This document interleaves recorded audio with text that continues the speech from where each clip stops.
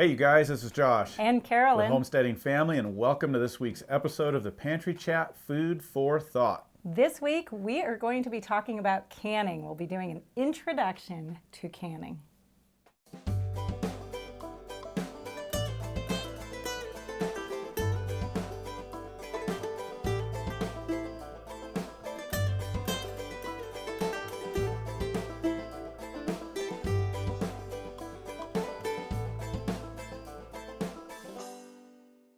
All right, so this week we're going to be talking canning, and this is kind of the beginning of a series, right? On some different kind of preservation 101. Yeah, absolutely, because you work so hard to either source really good food or to grow really good food, but what are you going to do with that all? You have to put it up and preserve it, get it on your shelf, and let me tell you, this year, this month, feels like a great time to have a lot of food on your pantry shelf. And so canning is just, the natural, I don't know, somehow it's a very natural place for a lot of us to start with food preservation. So we're talking about that this week, but we'll be talking about some other methods in the upcoming weeks. That's right. And a stat that we're going to talk about in a little bit, or that you'll probably talk about, that I just learned today, is that already about a third of the U.S. actually does some sort of canning.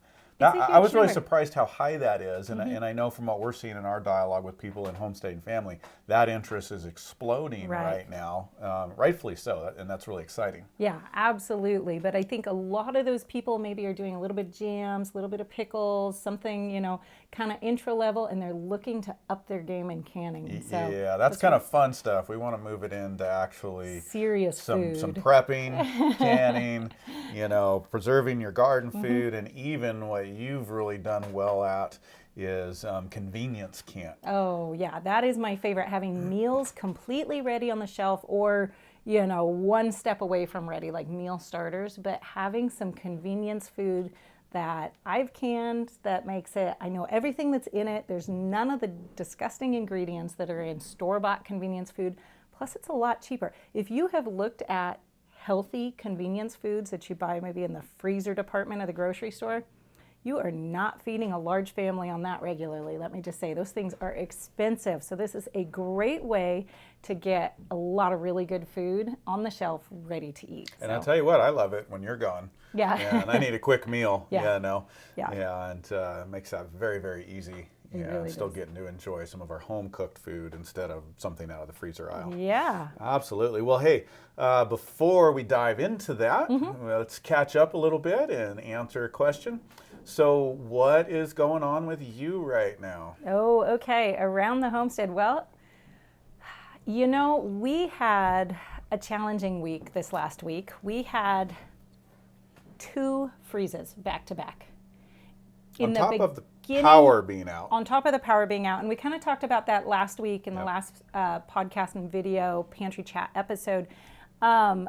So we've done a little bit of harvest scrambling, right? Try to harvest the garden a little bit early, get all that food up. But then right on top of that, we also had our big chicken butchering day of the year. Yeah, that's right. Yeah, and so on Saturday, we butchered 135 about 135 birds, birds, mostly chickens, 100 meat layers, a bunch of older egg layers, and several ducks. Right, exactly. And so we got hundreds and hundreds of pounds of meat into the freezer that day, which is amazing. Yeah, I think, over 550. Yeah, probably by the time we factor in all the egg layers and everything, we might be pushing about 600. Which is a lot to a lot of you out there, but is not even quite a third of our annual household needs for meat, for meals throughout the year. Yeah, that's right. We have a very large household. Good step towards it. And always guests coming in and out. So we need a lot of meat in the freezer. So, but you know what the really exciting thing about that to me is that, there was a time not too many years ago when 30 chickens would take us almost all day. Yeah. Like, it was a hard process. And now we were done with those 135-ish birds by about 2 p.m. Yeah, completely done, other than cleanup. Yeah. Cleanup took a little bit longer. So what do you attribute that to? Well, I think there's a few things. One, though, I think the first one is just practice. We've gotten a lot better, and the kids have gotten better. And older. And older, so they become more helpful. Of course, without the kids, we wouldn't have to butcher so many birds, but Balances out. balances out. Yeah. We've also really invested in really good quality equipment. Let me just tell you, do not try to go into a big chicken butchering day without at least a plucker and a scalder. Yeah, of some sort. Of And some if sort. you're doing 25 to 30 birds, you can really kind of DIY that. Yeah. You know, and that works. We did that for a lot of years, figured it out, and kind of begged, borrowed, taped together equipment, Right. whatever we needed to do to get it going. But now at our level, where it's 100 birds is the absolute minimum we're doing every year. And like last year, if you haven't seen that video, we did 225 birds. Right. And so having some good quality equipment, really, really helpful. Yeah, absolutely. So on a totally different note, that is about as non-homesteading as we get here, great Grandma Jeannie is now living with us. She is 92 next month. Yeah, I don't coming know up. that's not. She's an original homesteader, even though she doesn't anymore. She is. She grew up on the homestead and through the Great Depression in Texas. Right. Well, she turned to me the other week and said, I want to get my hair permed. I have never had my hair permed in my life personally, so I don't really even know what's involved that much. But we went down to the hair salon and she got her hair permed. Yeah. And you know what I said to myself? When I'm 92 years old, I'm getting my hair permed. She had a blast and is enjoying having her hair look nice without She does. having She to looks comb it. good. Yep. She does. So Yep. anyways, that was fun getting to spend some extra time with her. Yeah. Always fun. Very But what cool. about you? Wow. Well, you know, like you said, you kind of covered it. Chicken butchering was the main topic this last week, and that went really, really well. So nice to have that job down. Yep.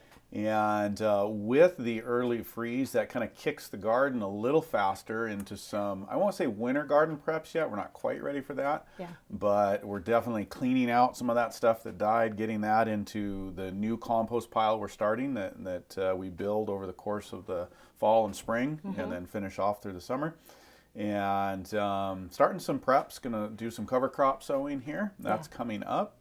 And yeah, working on that. And of course, the addition is going. We're trying to Yes. beat the rain and the weather on that. Yeah. And that's happening. It's coming right along. It is. Just a lot happening still. And we've got a bit of an addition going on the barn to get us some roof space. Up here in North Idaho with the weather, you just can't have enough roof space. Yeah. Like not enclosed indoor buildings. And we can use a lot of that too for our Right. size. That's why we're doing an addition. But just roof space for all the equipment and fencing and the different activities that go on besides the barn. So we're adding some wings onto the barn, just post and roof. Yeah. And that starts tomorrow. Okay. So Just a lot happening around here. yeah, it really is. But all good stuff and kind of moving into winter preps. Yeah. Yeah. Yeah. Because next up is firewood.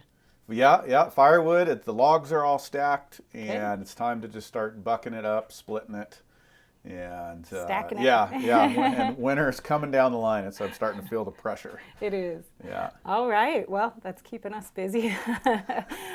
Oh, so let's move on to a Q&A for the question of the week, which was from Raw Food Electric on Homesteading Families 2019 year in review. Wow, we're coming up on a 2020 year in I was review going at to some say, point. yeah, somebody's going through the archives there a little bit. Absolutely. Cool. They say, hi, Josh and Carolyn. Do you own a backup generator? If so, what kind and why? Well, that was a very applicable question this last week. Sure was, yes. We just went 5 days without power while it was down because of some windstorms.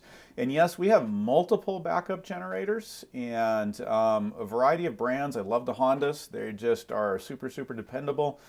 We've got a Kohler for our pump house, and we actually have a generic one that serves the main house. It actually came with the house when we bought it a couple years ago, and I can't even tell you what brand that is, but that's actually been a very good generator as well. And for us, with a large property and a lot of outbuildings and moving into this setup, we have multiple generators spread around. I love the Hondas, so the ones that I buy have been Honda or Kohler generally, because those are just very, very dependable, and really like those. And so they're just sized to use where we need them in the different places. Long-term goal, we want to go to an inline generator that will cover the whole house, turn on automatically. We had that before in the house we built many years ago. And we'll go to that as we move to better strategies, prepping strategies, and even eventually off-grid. Right. And I'd look at a Kohler for that, Generac or Kohler, but a lot of people prefer the Kohlers. Now, we did put an inline one in over at my parents' house on the property when that was built, and talking to my mom through this power outage, she was just kind of like, well, aside from the noise of the generator running out back, it hasn't changed anything about my life. Yeah. So it was very, very easy for her to just move right on through a power outage. Right, So. yeah. And we did well, you know, having to have them not automated and inline. You got to go start them, you got to go refuel them. And so there's a bit to keep up with there when you're out of power for multiple days, but totally keeps us going, and we could do that for a long time if we had to. So that's really a bare minimum. If you're thinking about prepping and just having, you know, we've talked about this a lot in other episodes, but you really want some backup generators to cover the basics. Yes, you can get by with lamps or lights or whatnot, but what about your freezers? Yeah. What about your refrigerators? Water heater, depending on how you're set up, and stove. And so you really, really want to have some good generators. You know, I think a lot more people are starting to buy large quantities of meat, hopefully directly from a farmer or rancher. That is just such a great thing to do. But I'd really say just don't get that freezer and get it packed with meat until you have a generator backup, because that is a huge loss financially, just all the way across the board. It is a huge loss. So it's worth saving up, getting the generator first, and then filling that thing with meat. Don't forget about them if your power does go out. I've heard so many stories of people, their power goes out, their freezers are off in a different space, they get a lot going on. It's kind of, you know, running around, a lot to do, a little bit of scrambling, and they forget about the freezer.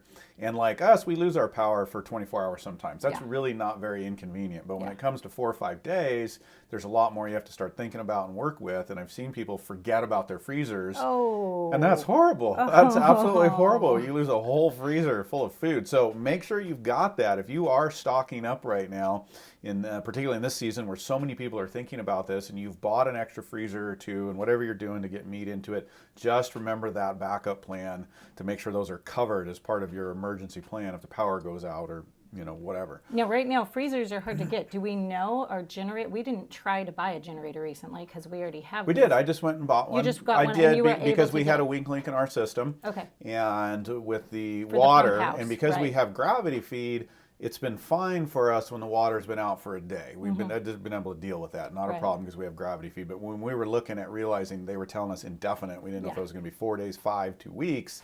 I was like, okay, we got to get this powered up, and the gravity flow for Mom and Dad's house wasn't working. So yes, I went and bought a generator and was able to get one, no problem, right here in town. They're somewhat available right now. Yeah, but don't wait, you guys. There's so many delays on so many things, and this is why, you know, some of the things we've been talking about recently in just getting prepped and thinking about the future with all the uncertainty. You know, you're going to have to wait for things right now. We're hearing that and seeing that ourselves. So if you don't have a generator backup system, you go out and start working on it now, because it may take you a little while to get what you need or what you want. Yeah.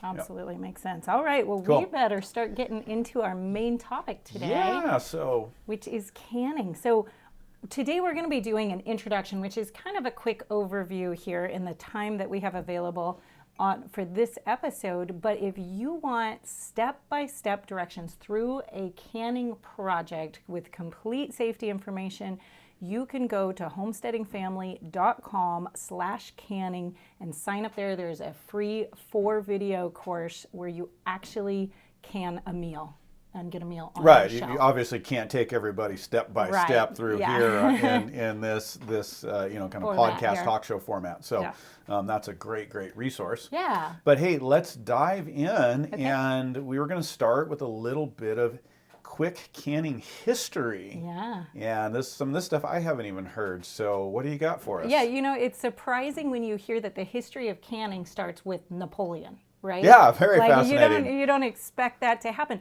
The reality is a lot of food preservation over history does not travel well. A lot of the forms of food, you know, preservation, maybe dehydrating is a good way to move food around. But besides that, your fermenting, your root cellar stuff, you can't move it very easily. So Napoleon was realizing that this was a massive weakness in his battle strategy and his war strategy. And so he actually put out a prize, put out a call, it was a contest for who could develop a type of food preservation that would allow him to move food with his troops or to his troops Wow. during battle. And so in the early 1800s, a Frenchman developed what we now know as kind of the early version of what we do as modern canning right now. But back then, we didn't have standardized glass production.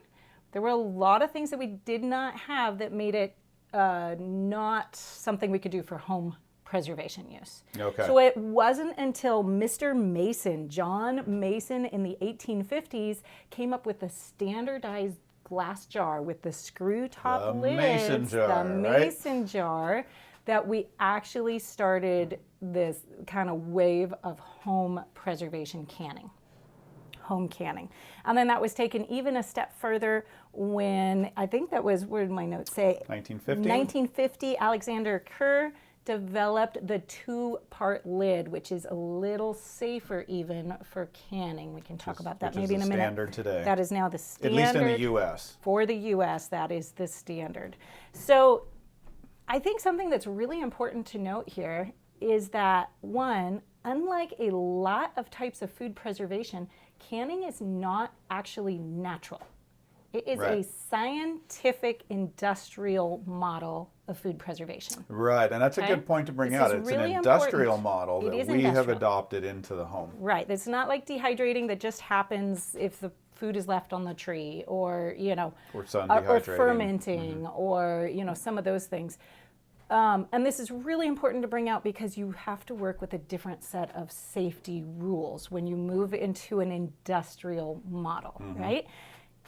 There are a lot of things you can be kind of flippant about. Dehydrating, the safety is not nearly as important. Canning does not fall into that. You really have to be careful with the safety. So the other takeaway from the history of canning here is that canning is pretty new in our history. It's not like some of our ancient preservation methods. Right. And so we're actually still learning a lot about canning. It's really dependent on understanding the microbiology. So we come back again to this safety issue. Which is why it's changed so much, right? You hear a lot of people talking about what grandmother did or great-grandmother did, so I'll just do it that way. Right. We know a lot more, which you're going to cover here in a little bit, but it is new. It is and new. We're still learning. Yeah, so, I don't want to say common sense doesn't apply here, but in some ways, you can't just trust your intuition on canning. You really need to go with the rules. Right. Because we're stepping outside of the natural environment. So, anyways, important to know. So, kind of basic here, but I think you've got a few more things we want to cover. So, what is canning? Just to give a basic definition for everybody here. What do we mean when we say when we're talking about canning? Okay, so canning is taking a food, putting it inside a jar, closing the lid on that jar, processing that jar that's filled in heat to thereby sterilize or pasteurize everything in that jar. And then in that process, the lid is vacuum sealed on and it becomes shelf stable. So you have a pasteurized, vacuum sealed product when you're done, which means you can put it on your shelf and it can sit there for decent amount of time, long amount of time, depending on what it is. Yeah, very, very long. So, kind of humorous historical question here for you. So, if it started with, if it was really mainstreamed by Mason and Kerr, of course, we see all the jars. Why is it not called jarring? It is in some places of the world. I think as Americans, we just need to make things a little bit confusing. I have no good answer to that. It should be jarring. We've actually had people joke about that in dialogue, and, on Facebook, and I wonder if it's because we went to the industrial canning, actual cans, metal cans, and was it ever called jarring? I don't know. It's a side discussion. It is. Well, in a lot of places, it's called bottling. Bottling. In the rest of the world. It makes a lot more sense. Yeah. It does make a lot more sense. They're in bottles or jars. Okay. All right. Okay, so moving on. Anyways, so starting to dive into some of the topics here and the things that people need to know. Number one that I know is very big for you and in your teaching and sharing with people that you just really need to get down before you dive into all the other different details of canning is canning safety. Right. Yeah. Canning safety is so important, just kind of why we were just talking about that. But the thing that I hear over and over again are two main fears, and I identify with them because I've had both of them throughout my journey of, learning to can. The first one is I'm afraid I'm going to kill somebody or make somebody sick, right? The second one is I'm still here. You're still here. It's very lucky. I was the guinea pig, The second one is I'm afraid I'm going to blow something up. Okay. Now, right at the beginning, I'm going to say canning safety is very, very important, but it's also incredibly, incredibly rare to make somebody sick or kill somebody by doing something wrong with canning. Today. I just went over literally the last 20 years of botulism history in the United States, and less than 3 people die a year of foodborne botulism, all types of foodborne botulism, and only a tiny percentage of people sickened by it is from home canned food. And that's CDC stats, right? Yeah, these are that the is CDC stats. Yeah. If you want to avoid foodborne botulism, don't eat nacho cheese at the convenience store. Don't drink anyways. illicit alcohol in prison, and don't have fermented seal blubber.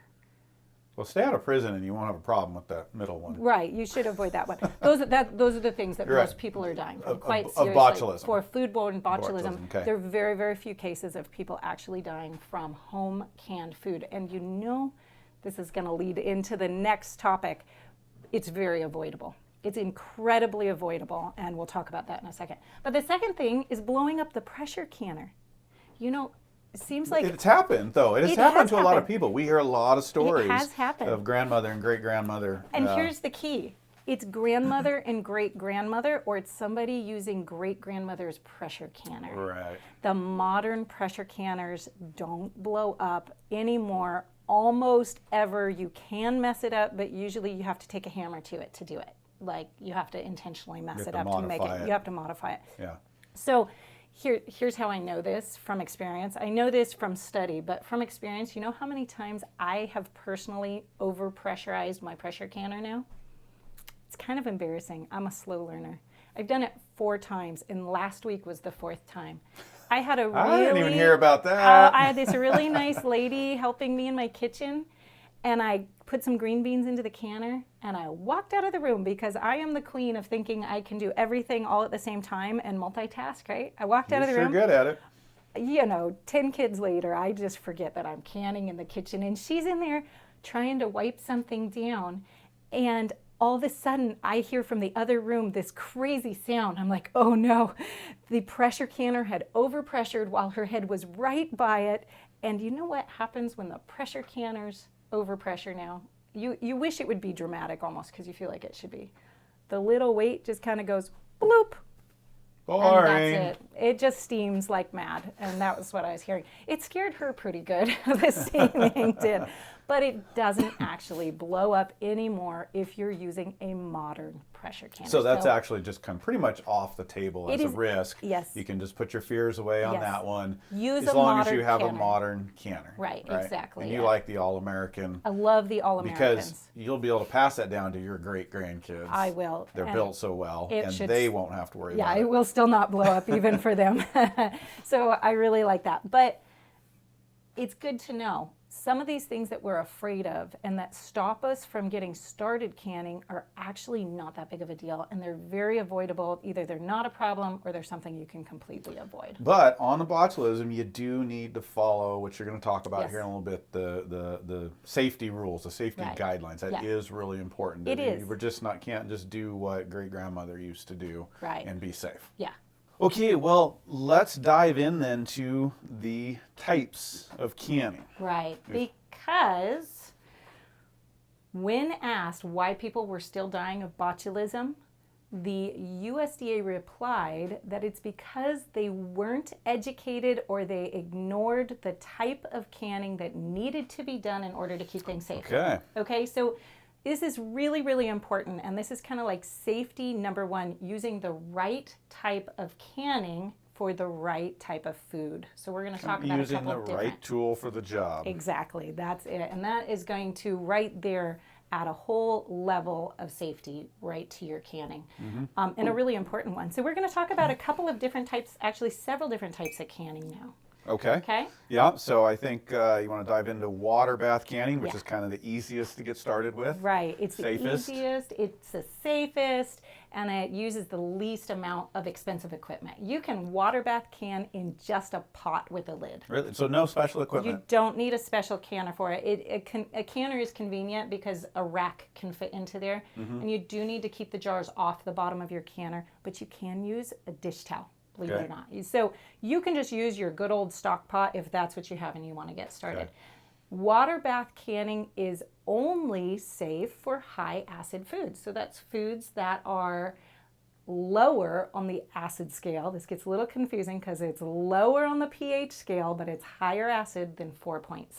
And I just interject real quick. I believe you cover that in more detail where you have time in the 4-video I do. series, right? Yeah, I really so go you into can, you can that. get more details on this. There. Right. Yeah. So the things that are high acid foods would be things like fruits, pickles, tomatoes with a little acid added to them, jams and jelly. So you can actually get a lot of food put on your shelf just by water bath canning.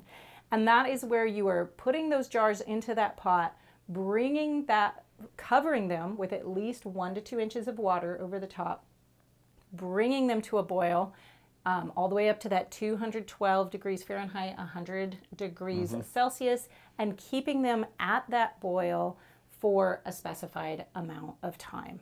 So the important thing here with all of it is use an approved recipe. Okay? Very cool. It's really good. Question for you though, because it's not an extensive list on the Okay. water bath canning, but Right. on the pickles, most people think of pickles, they think of cucumbers. Right. So can you, to expand that list of what you can do with water Mm-hmm. bath canning, can you pickle, I know you pickle a lot of different vegetables, so can Absolutely. you pickle your carrots, your green beans, whatever, Corn. and then water bath can them Yes, if you're you can. wanting to do as much as you can with water bath canning without getting into pressure canning yet. Yes. So that's cool. That's an absolutely expansion can. of what's doable there. Yeah, and for a long time, that's why in our history there's so many pickles, is because it was a very doable thing for people at home Okay. without the pressure canner. So you can pickle all sorts of things, but again, you need to use an approved recipe because you have to make sure that for whatever the food you're pickling, the acid you're using, usually vinegar for pickling, brings that down into that safe pH zone. So just make sure you're using a safety approved recipe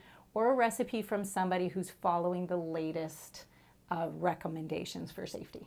Right. Be Okay. careful what you follow on YouTube. Please, There are a lot of Please. people that are giving you a lot of advice that isn't safe. accurate. and Right. Safe.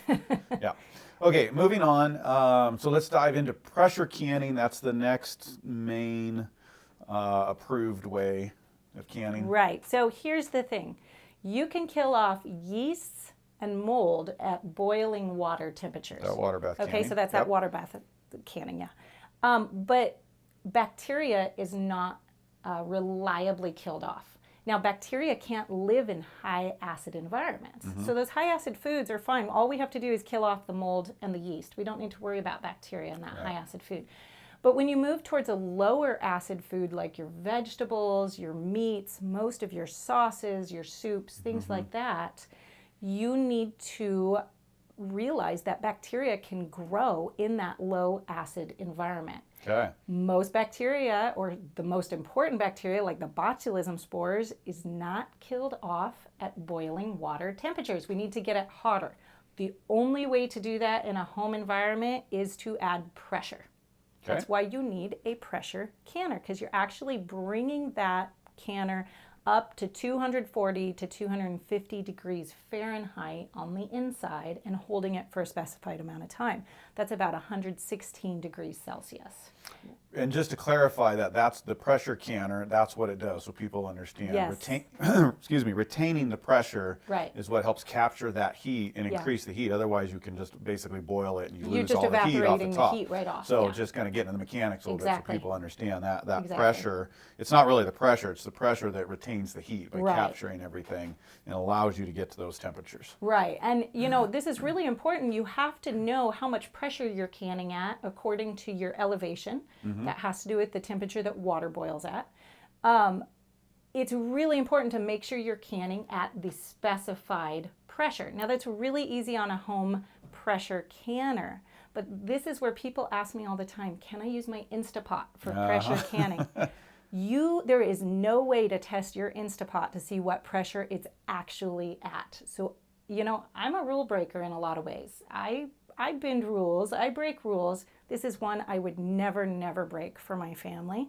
It is not safe. You have no idea if you are canning or if you're pressurizing that Instapot to 10 pounds of pressure, 15 pounds of pressure, and just because a electric pressure cooker has a dial on it or something that says this is what it's at, there's no way to test that. Yeah. So it's really important to know that you're actually canning at the pressure you need to can at to safely kill off the bacteria. So scratch the Instapot, take Please. it off your list of options. It's a great tool for pressure cooking your foods and your wild turkey or whatever it is you want to make. Yep.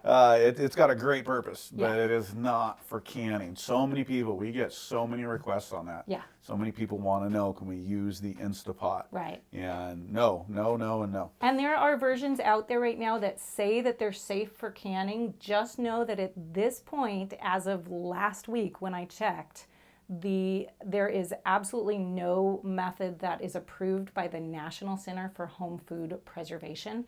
No electric canning, pressure canning, anything out there that is actually approved. They don't exist. Oh, None why of them they have say been. that. Interesting. Yeah. So just know that. Okay. You need to be able to know what pressure you're at. So, real quick before we move on, what do you recommend then for a canner? Okay. What is the preferred pressure canner? We already talked about it for a second. I highly recommend the All-American canners. They will last for a really long time. They're really good quality and they're very, very safe. I really like them. Plus, you don't have to replace parts year after year. They have metal-to-metal seal, so you don't have to replace the rubber gaskets. I really like that. But another thing that I really like about them is they use a weighted gauge, which means you don't have to get your dial gauge tested. Yeah. If you're using any form of a dial gauge pressure canner, please get it tested before you can on it. I've seen them very wrong right out of the box. And you need to get them tested every year to make sure that that dial is correct. But if you use the weighted gauge, you never have to get it tested. So let me ask you, because we get this question all the time. Okay. What about I think it's the Presto. The Prestos. That's a question we get a lot, and I think it's a decent canner, but can you tell us a little bit about that one and why you'd buy it and why you wouldn't? Yeah. Because it's I started with a Presto because they're a lot cheaper, and you can usually find them on your box store shelves. Like your Walmart. So they're easier whatever. to find. Yeah. They're a lot easier to find, and they're a decent machine. They're going to get you started. They're not going to last forever like the All-Americans are, and they are generally a dial gauge. So you have to get them tested. You have to go to your county extension office, and you have to take the whole lid of your canner in and leave it with them and pay some money. Sometimes it's $2, sometimes it's $20, depending on your office. Okay. And get it actually tested so you know that your gauge is working properly. But for most of them, you can actually get a little aftermarket kit. I don't know if they call it aftermarket kits for canners, but to turn it into a weighted gauge instead. Which I take it you'd highly recommend. I would highly recommend that. Just don't mess with the dial gauges. Yeah, absolutely. We've got better options. So the Presto can work for you. It just isn't as great a machine. Okay. Yeah. All right, so one other method of canning, and I didn't really even realize this was a viable method, and it is for some things, but not for others, and you'll explain that to us. Talk to us about oven canning. And we get a lot of questions, people want to can things in the oven. Okay, so there are two different types of oven canning, and this is where I think people get into trouble, is they don't realize that they may not be talking about the same thing as somebody else. Okay. One type of oven canning is where you're taking dry, shelf-stable things. Let's say flour, dried beans, something that is shelf-stable as it is in its packaging. You're putting it into jars, you're putting it into the oven, and then you're capping it down and it's creating a seal. So you're essentially just sealing it. All you're doing is vacuum sealing it. That's really all you're doing. And the benefit of that, why do people do that? That you don't have a vacuum sealer. I don't know. I would not do that. I'd just go get a vacuum sealer with a jar attachment and do it that way. Jars are known to break in the oven for that dry heat. if you didn't have a vacuum sealer and you just wanted to do a few jars, that'd probably be fine. Just make sure you don't have any nicks or chips in your jars already that would make them weak. Okay. Now, here is the thing that people do that is highly, highly dangerous. And it's that they take their, beef broth. I've heard of people doing this with chicken broth and beef broth. They put it into jars, they slide it into a tray in the oven, and they turn that oven to 240 degrees because they think, well, that's what the pressure canner goes to. Mm-hmm. And they leave it in there for a specified amount of time, bring it out and cap it down, and then get a seal that way. This is not safe. Okay, why? This is not remotely safe. And that is because dry heat and wet heat are very, very different things. Okay? You can sterilize a jar if you need to, or any sort of thing, by putting it in boiling water for 12 minutes. It will not be sterilized if you put it in the oven for 12 minutes. Even at a higher 250, Right. 300 degrees? Yes. Yeah. The temperature you'd have to take it to make it safe for that would most likely break your jars. Wow. Okay. So this is not safe. Please don't do it. Just because somebody's done it for generations and nobody's gotten sick does not mean you want to be the person that gets sick. Because people have gotten sick. People have gotten sick. And And they will get sick. We're forgetting those stories because of our modern technology. Yeah, absolutely. Yeah. So anything that does not use an actual pot of water is not safe. Your dishwasher is not safe to can, and I've heard so many amazing different things that people can in. Really? I just don't can in something else. It's not safe. Don't do it. Let's just make that the bottom line, okay? Come back to get the right tools for the job. Yeah. And the job is just so much easier, so much more dependable, and really you're going to be way, way more efficient anyways. Right. Absolutely. Yeah. Cool. Well, we better move through here. We're getting close to getting done, but you had some thoughts on just the practicality of approaching canning and making it work for you and for your household and your family. When you start canning, if you're a beginner canner, the temptation is to try to reproduce the grocery store. Kind of make it so that you can eat whatever you want year round. Working with what you know. Yeah, that's kind of your experience, so that you can just go to the grocery store in your own pantry. And it's a nice idea, but we've got to be real. Canning is a lot of work and it takes a lot of time. Yeah. Okay. There are things that make a lot of sense to can. Canning your convenience foods makes a lot of sense because it's going to save you a lot of time somewhere else, right when you need it. It's going to save you money somewhere else.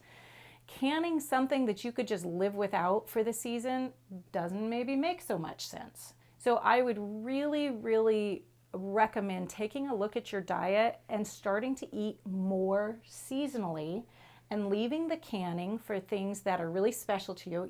Opening that strawberry jam in the middle of winter is a special moment. Do that. Make sure you have those things. Opening the honey spiced peaches when it's February and there's snow on the ground, and having them as a side dish for breakfast is amazing. And I totally recommend doing some of that. But let's make sure that we are making the best use of our time and energy, and not just canning everything because we can get our hands on it. So that would be my practical advice. For years, we've canned between 800 and 1,200 jars of food in our household. This year, I'm happy to say we've actually reduced that number because we're getting better at other preservation methods. And growing seasonally appropriate crops, like for us, root crops that we can store without all that energy use, both ours and the power. Yeah, absolutely. Yeah. So it's good as a tool, but let's not make it something that you just have to go to. But talk about what are some other things you do like to can, though, because you often tell people don't just can fruits and jams. What are some of the go-tos? What are some of the things we want to get on the shelf? Yeah. So it's really important that when you're spending all this energy and time canning something, that it's actually going to be part of a meal later on, right? And right, not just a condiment. Right, replace something that you would buy at the grocery store, because it's really easy. You get their canning books and you flip them open and they have all these great looking flavored mustards and fancy jams and all these things that sound like a lot of fun. But then when you get them on your shelf, you realize I can't actually just go grab that and dump it on a plate and eat it for lunch. That's a condiment. Maybe I don't even know what to do with it really well. So make sure that you are actually canning things that are going to fill a slot on your grocery bill, and that becomes much more practical. So for us, we like those fresh fruit jams. There's no way that we could afford the jam that we could eat during the winter if we weren't growing it on the trees and then putting it up. Jam's just expensive if it's high quality and low sugar, which is what we like. So I put a lot of those up. I put up a little bit of special fruits for winter eating for, on the weekends. We like to have a brunch. But really the things like the vegetables that can be a side dish, the meats that can be a great meal starter, and then the complete convenience meals, I think are where it's at when it comes to canning and having them worth their time. Now, I notice you do a lot of broths too. Yes, I do a lot of broths. That is because when you're making broth at home, it's essentially free, right? And it's actually really, really easy to can in a pressure canner. And if you go buy organic broth at the store, like a little box of that is expensive. And instead I can make it for free and can it really quickly, really easily at home. So I make sure I keep a lot of those on hand. Just, when we have a roast chicken, I just cook it down the next day into a broth and then can it up. And of course, that's very nutrient dense. So you can take that and then add it to rice and noodles and a few veggies or whatever you've got. And even if you're low on meat, right, there's a lot of nutrient preservation there. Absolutely. Yeah. It's a really good way to make use of something that you might just be scraps in your kitchen. Cool. Well, this has been a great introduction to canning. Right. Kind of that canning 101. Anything else as we're getting ready to wrap up here you want to share? Yeah, just remember that canning, when it's done safely, is a really great way to get food on your shelf. It's not that hard. It's not dangerous as long as you follow basic instructions. And if you want the step-by-step directions, we have that free 4-part video series where you actually get a meal on your shelf. You probably don't need any other equipment than what's in your kitchen already. Right, it's a waterbath canning. It's a waterbath so canning. It's real easy to dive into, get going with. Yeah, it's very safe, and I go through all the safety instructions. So again, you can find that at homesteadingfamily.com/canning. That's right. And we'll leave you the link in the description. Yeah. And hey, it's been great hanging out with you guys this week. And we will see you soon.